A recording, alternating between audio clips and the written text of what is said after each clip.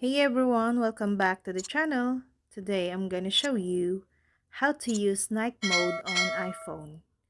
Capture stunning low light photos. Camera can use night mode to capture more detail and brighten your shots in low light situations. The length of the exposure in night mode is determined automatically, but you can experiment with the manual controls. First, open camera.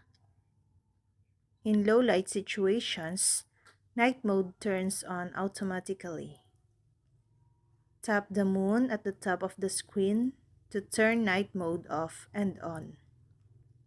To experiment with night mode, tap this and tap the moon in the row of options at the bottom of the screen.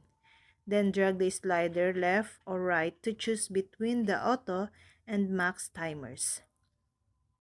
With auto, the time is determined automatically.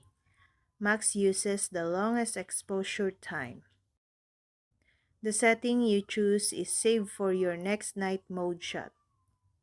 Tap the shutter button, then hold your iPhone still to take your shot. Crosshairs appear in the frame if your iPhone detects movement during capture. Align the crosshairs to help you reduce motion and improve the shot.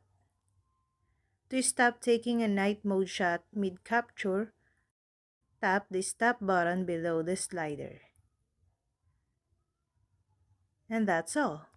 I hope this video helped you guys.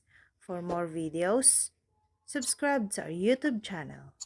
Thank you for watching. See you again.